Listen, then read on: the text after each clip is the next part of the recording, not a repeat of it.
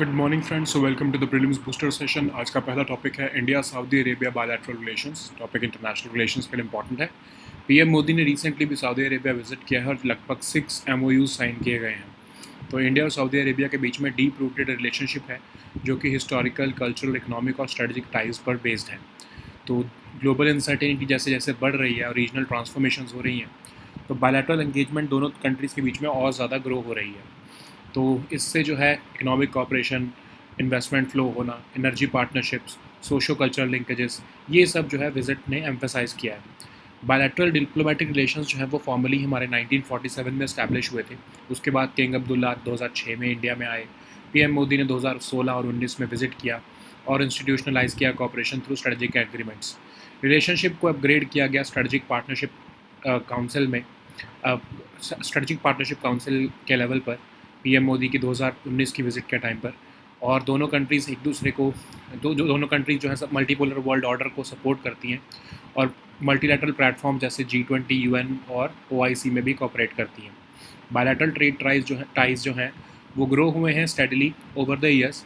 और इंडिया जो है वो सेकंड लार्जेस्ट ट्रेड पार्टनर है सऊदी अरेबिया का। सऊदी अरेबिया जो है इंडिया का 5th लार्जेस्ट ट्रेडिंग पार्टनर है। बायलैटरल ट्रेड लगभग $42.98 बिलियन का है। इंडिया लगभग 18% अपना क्रूड ऑयल सऊदी अरेबिया से इंपोर्ट करता है और ये किंगडम जो है पेट्रोकेमिकल प्रोडक्ट्स और फर्टिलाइजर्स का एक की सोर्स है हमारे लिए। इंडिया के एक्सपोर्ट्स जो हैं सऊदी अरेबिया में वो हैं राइस, मशीनरी, टेक्सटाइल्स, केमिकल्स और IT सर्विसेज। डिफेंस टाइज भी जो हैं वो बूस्ट हुए हैं through naval exercises, joint naval exercises, counter terrorism cooperation और इंटेलिजेंस शेयरिंग। दोनों कंट्रीज़ ने इंटरेस्ट भी दिखाया है रीजनल स्टेबिलिटी में। और अगर हम देखें डायस्पोरा, तो 2.4 मिलियन इंडियंस वहाँ पर रहते हैं सऊदी अरेबिया में। और इंडिया जो है वो अमंग द टॉप बेनिफिशरीज़ है हज कोटास का। लगभग 1.75 लाख पिलग्रिम्स इंडिया जो एनुअली पार्टिसिपेट करते हैं। इनिशिएटिव्स जैसे कि कल्चरल एक्सचेंजेस, टूरिज्म कॉपरेशन, ये भी जो है वो close people to people ties में कंट्रीब्यूट करता है। तो जो 6 MOU साइन किए गए हैं, एग्रीमेंट साइन किए गए हैं, उसमें से एक है एनर्जी कॉपरेशन पर, of course oil exploration, refining, renewable energy including green hydrogen. फिर डिजिटल इंफ्रास्ट्रक्चर पर, क्रिटिकल सेक्टर्स में जो है वो सऊदी सोवरन वेल्थ फंड जो है वो इंडिया में इन्वेस्ट करेगा। फार्मास्यूटिकल्स पर, फिनटेक और बैंकिंग पर, कल्चरल एक्सचेंज पर। इंडिया ने जो है वो हज कोटा जो है इंडियन मुस्लिम्स के लिए उसका भी इशू उठाया है। और न्यू वर्किंग ग्रुप जो डिफेंस टेक्नोलॉजी पर, स्पेस और सेमीकंडक्टर मैन्युफैक्चरिंग पर, उनको भी काउंसिल के परव्यू में डाला गया है। नेक्स्ट हम टॉपिक देखते हैं, terror attack on tourist in Pahalgam. ये टॉपिक आपके सिक्योरिटी के लिए इंपॉर्टेंट है। 28 पीपल, मोस्टली टूरिस्ट, जो है उनको एक टेररिस्ट अटैक में बैसरान वैली जो पहलगाम में है वहाँ पर जो है वो मार दिया गया। एक डेडलीस्ट अटैक है सिंस एब्रोगेशन ऑफ आर्टिकल्स 370 2019 में। तो रेजिस्टेंस फ्रंट जो एक ISI बेस्ड प्रॉक्सी है लश्कर तैयबा की, उसने ये रिस्पॉन्सिबिलिटी क्लेम की है। पहलगाम एक पॉपुलर हिल स्टेशन है अनंतनाग डिस्ट्रिक्ट का।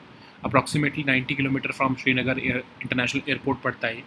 इसको हम वैली ऑफ शेफर्ड्स भी कहते हैं। यहाँ पर की अट्रैक्शंस हैं अमरनाथ केव टेम्पल, आरू वाइल्ड लाइफ सेंचुरी, बेताब वैली, तुलियान वैली, बैसरान वैली। तो बैसरान जो है वो लगभग 5 किलोमीटर दूर है पहलगाम से और one of the regions most popular tourist और ट्रैकिंग डेस्टिनेशंस है। सिर्फ फुट या फिर पोनी से ही एक्सेसिबल है। मैंने स्विट्ज़रलैंड भी इसको कहते हैं क्योंकि यहाँ पर डार्क मीडोज़ हैं, स्ट्राइकिंग रिजेंबलेंस होती है इनकी यूरोपियन लैंडस्केप से। तो एक की कैंप साइट भी है ये ट्रैकर्स के लिए। बैसरान जो है वहाँ पर पिक्चरस सीनरी है। अब रेजिस्टेंस फ्रंट क्या है? मिलिटेंट ग्रुप जो कि ऑफशूट है लश्कर तैयबा का और ये एक एक्टिव टेरर आउटफिट बन चुका है क्विकली। जनवरी 2023 में मिनिस्ट्री ऑफ होम अफेयर्स ने TRF को एक टेररिस्ट ऑर्गेनाइजेशन डिक्लेयर किया अंडर UAPA।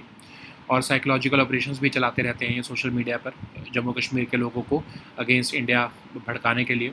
तो TRF जो है वो रिस्पॉन्सिबल है for several terrorist attacks in Kashmir valley. तो ये जो टेररिस्ट अटैक है इसमें लगभग 2 डज़न सिविलियंस जो है उनको मारे गए हैं, जो कि डेडलीस्ट अटैक है on civilians since 26/11 Mumbai attacks.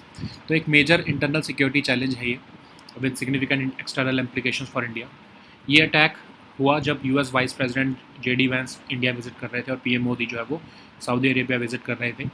तो ये भी जो पाकिस्तान आर्मी चीफ ने भी एक प्रोवोकेटिव स्टेटमेंट दिया था, उसके बाद ही अटैक किया गया है। नेक्स्ट हम टॉपिक देखते हैं, unprecedented surge in gold prices. Topic economically important है। गोल्ड प्राइसेस जो है वो 1 लाख जो है वो क्रॉस कर चुके हैं पर 10 grams for the first time. और ये सर्ज क्यों बढ़े हैं, क्योंकि इंटरनेशनल मार्केट्स में जो है वो डिमांड सर्ज हुई है, खासकर जब यूएस प्रेसिडेंट ने अनाउंस किया है कि वो फेडरल रिजर्व को ओवरहॉल करना चाहते हैं। गोल्ड प्राइसेस ग्लोबली सर्ज हुए हैं, 3400 पर आउंस, $3400 पर आउंस जो है वो क्रॉस कर चुके हैं, और वीक यूएस डॉलर की वजह से गोल्ड ज़्यादा अफोर्डेबल ऑप्शन बन चुका है फॉरेन करेंसी होल्डर्स के लिए। और अनसर्टेनिटी है यूएस की मॉनेटरी पॉलिसी पर, जियोपॉलिटिकल रिस्क की वजह से, जैसे कि यूक्रेन रशिया वॉर या इन्फ्लेशन फेयर्स, तो इसलिए गोल्ड एक सेफ़ हेवन बन रहा है कंट्रीज़ के लिए। तो गोल्ड जो है वो उसकी इंक्रीज बाइंग की जा रही है चाइना से, ग्लोबल सेंट्रल बैंक से, इंस्टीट्यूशनल इन्वेस्टर्स से। एनालिस्ट का ये भी कहना है कि टैरिफ टेंशंस जैसे जैसे इंक्रीज़ हो रही हैं, अनसर्टेन यूएस इकोनॉमिक आउटलुक और बाइंग एक्टिविटी जो है मेजर ग्लोबल प्लेयर्स से वो बढ़ रही है, गोल्ड उसकी वजह से अब उसका प्राइस बढ़ रहे हैं। इंडिया जो है वो सेकंड लार्जेस्ट गोल्ड मार्केट है वर्ल्ड में, फॉलोइंग चाइना। 2024 में गोल्ड डिमांड इंडिया की जो है वो 802.8 टन्स जो है वो रीच हो गई, और जो चाइना की डिमांड है वो 985 टन्स थी। गोल्ड एक क्रूशल कल्चरल रोल निभाता है इंडिया में, और ये पास डाउन किया जाता है through generations. Economic slow down, uncertainties like trade Wars और इन्फ्लेशन, उसकी वजह से गोल्ड लोन्स इंक्रीज़ हो रहे हैं, और एक स्टेबल फाइनेंशियल सोल्यूशन जो है वो गोल्ड जो है वो बन के सामने आ रहा है। नेक्स्ट हम टॉपिक देखते हैं, khadi and village industries commission. ये टॉपिक आपके इकोनॉमी के लिए इंपॉर्टेंट है। तो ministry of micro small and medium enterprises ने रिसेंटली कहा है कि जो KVIC है उनका जो टर्नओवर है वो 1.7 लाख करोड़ क्रॉस कर चुका है इस फाइनेंशियल ईयर में। तो KVIC एक स्टैट्यूटरी बॉडी है, KVIC एक्ट ऑफ 1956 के अंदर इसको एस्टैब्लिश किया गया। एपेक्स ऑर्गेनाइजेशन है मिनिस्ट्री ऑफ MSME के अंदर, और ये प्लानिंग, प्रमोशन, ऑर्गेनाइजेशन और इम्प्लीमेंटेशन करती है programmes for development of Khadi and other village industries in rural areas. तो Khadi and village industries board भी जो है वो सेटअप किए जाते हैं एट स्टेट लेवल, ताकि स्कीम्स ऑफ KVIC को इम्प्लीमेंट किया जा सके स्टेट्स लेवल पर। तो फंक्शंस अगर हम देखें तो strategic reserve of raw material बनाकर रखना, इम्प्लीमेंट करना सप्लाईज प्रोड्यूसर्स तक, common service facilities raw material की प्रोसेसिंग के लिए, सेमी फिनिश्ड गुड्स क्रिएट करना, सेल और marketing of Khadi and other products जो है वो एनहेंस करना, एनकरेज और प्रमोट करना research in the production techniques, ठीक है, फाइनेंशियल असिस्टेंस देना इंस्टीट्यूशंस और इंडिविजुअल्स को, जेन्युइननेस ऑफ प्रोडक्ट्स देखना और स्टैंडर्ड सेट करना, ये सब इसके काम है। नेक्स्ट हम टॉपिक देखते हैं, ज्वानिंग डायमंड माइन। ये टॉपिक आपके इकोनॉमी, इंटरनेशनल रिलेशंस दोनों के लिए इंपॉर्टेंट है। तो ज्वानिंग डायमंड माइन जो है वो रिचेस्ट डायमंड माइन है ग्लोबली, और इसकी एस्टिमेटेड वैल्यू लगभग 1 बिलियन यूरोज़ की है। तो ये जो है प्रिंस ऑफ माइंस इसको कहते हैं, बोत्सवाना में लोकेटेड है, वर्ल्ड की रिचेस्ट डायमंड माइन है बाय वैल्यू।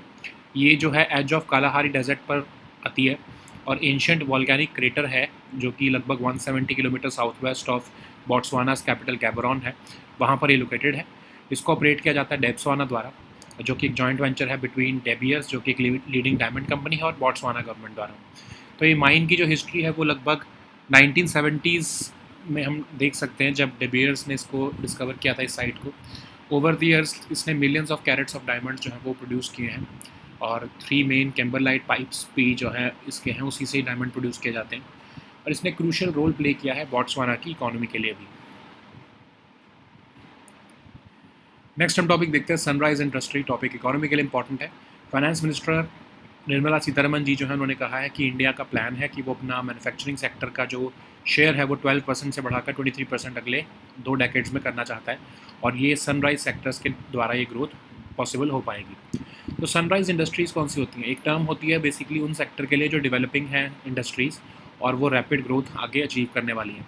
तो ये जो इंडस्ट्रीज़ होती हैं ये हाई ग्रोथ रेट्स अचीव करती हैं, रजिस्टर करती हैं, और न्यूमरस स्टार्टअप्स या प्लेंटी ऑफ फंडिंग इनको अवेलेबल होती है। तो जैसे अगर हम एग्जांपल देखें, अल्टरनेटिव एनर्जी इंडस्ट्री जो 2003 में थी या 2007 तक थी, सोशल मीडिया, क्लाउड कंप्यूटिंग जो है वो 2011 और 12 की सनराइज इंडस्ट्रीज़ थी, ब्लॉकचेन इंडस्ट्री जो है वो 2013 से 2017 के बीच में सनराइज इंडस्ट्री थी। तो बेसिकली इसमें हाई डिग्री ऑफ इनोवेशन होता है और रैपिड इमरजेंस होती है इसकी, तो ये इसलिए इसको हम सनराइज इंडस्ट्री कहते हैं। So now let us see all these topics in English.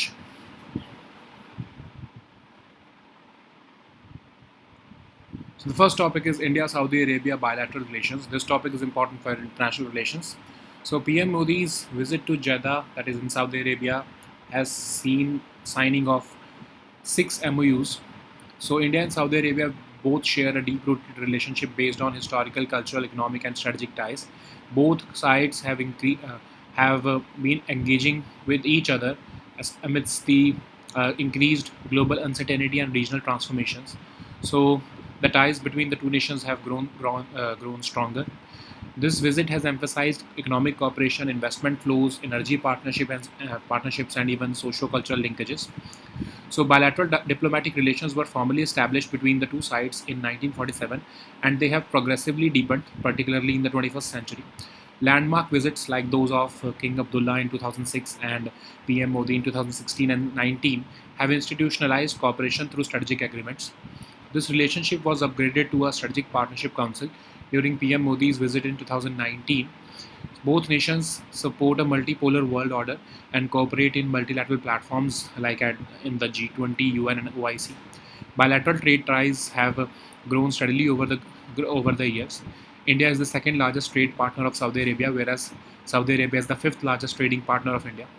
Uh, Bilateral trade between both sides uh, stand at about $42.98 billion. India imports 18% of its crude oil from Saudi Arabia, and India exports to Saudi Arabia include rice, machinery, textiles, chemicals, and IT services. Defense ties have also witnessed a boost through joint naval exercises, counter-terrorism cooperation, and intelligence sharing. Both countries also have an interest in regional stability. Over 2.4 million Indians reside in Saudi Arabia, making them the largest expatriate group. India is also among the top beneficiaries of Hajj quotas, with more than 1.75 lakh pilgrims participating annually. Initiatives in cultural exchanges, tourism cooperation, and Saudi Vision 2030 reforms have contributed to closer people to people ties. So, what are the key highlights of 6 MOUs which have been signed? First is, of course, pertaining to the energy cooperation with respect to collaboration in oil exploration, refining, renewable energy, including green hydrogen. Then we're also going to collaborate on digital infrastructure. Then Saudi sovereign wealth will invest into India's infrastructure, logistics, and energy corridors. Strengthening supply chains and approvals for Indian pharma in Saudi markets is also being envisaged.